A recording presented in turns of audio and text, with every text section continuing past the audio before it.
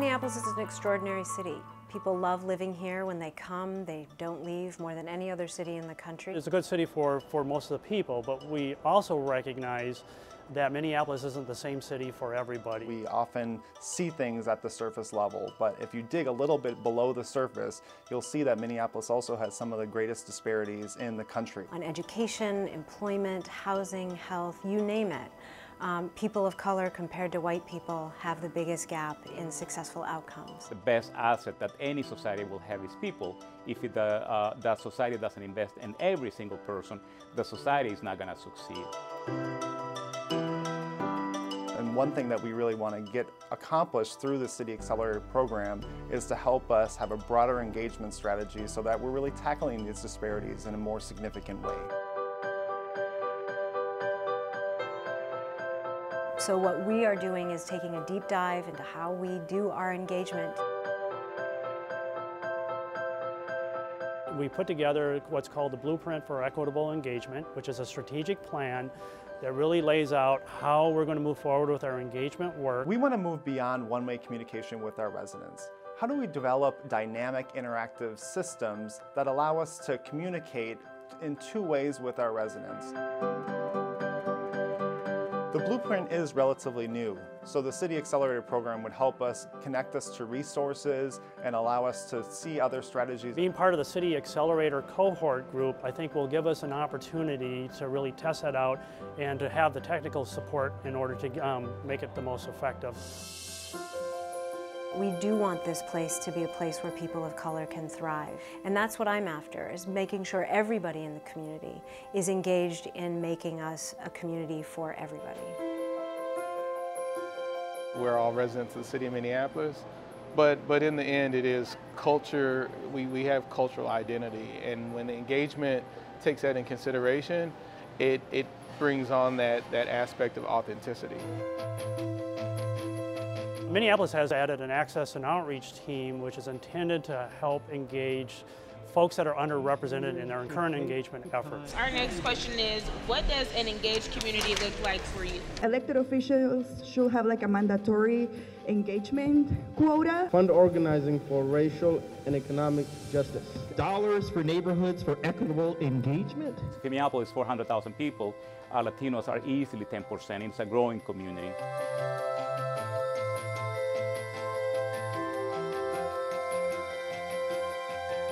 The disability community doesn't want to be segregated when we're spoken to. We want to be integrated into all the topics and communities, because people with disabilities represent every culture and every community in Minneapolis. We wanted to engage with the city of Minneapolis and advise the city in ways in which they could do better and reinvest back into that community. We bring people from the community to sit with us and also sit with people from the city of Minneapolis and letting them know why is it so important that their voice is heard.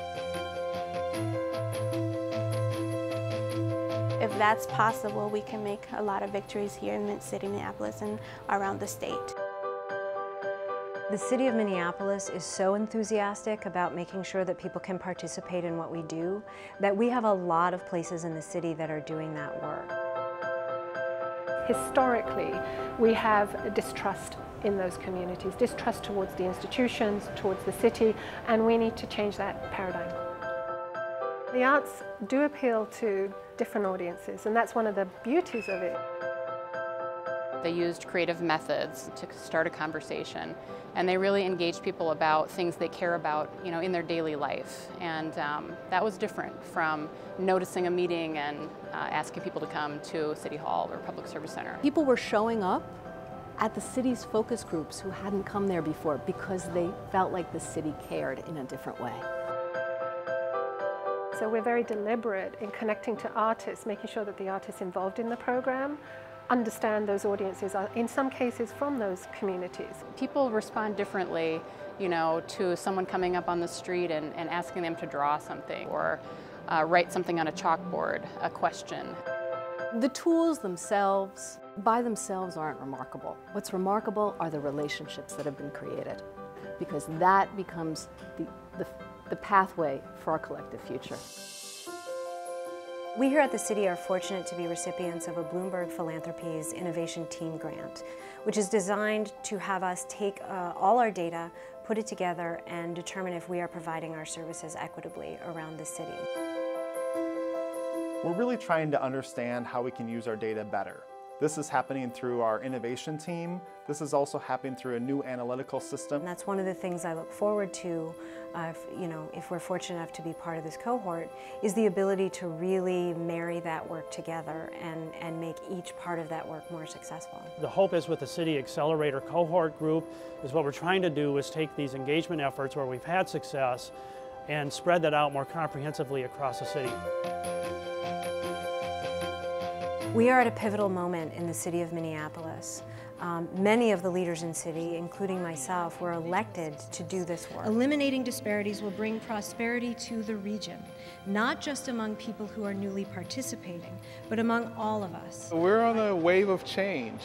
There's been sentiments starting to shift with the city. Our relationships and relevance to city work and city policy has changed. We have the momentum behind this, we have the interest behind it, we have people focused in on it.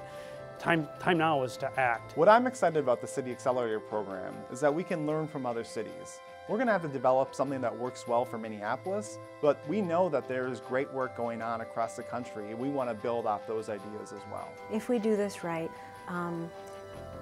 residents of Minneapolis from every neighborhood, from every ethnic group, from every income level will be active participants in determining the future of their city.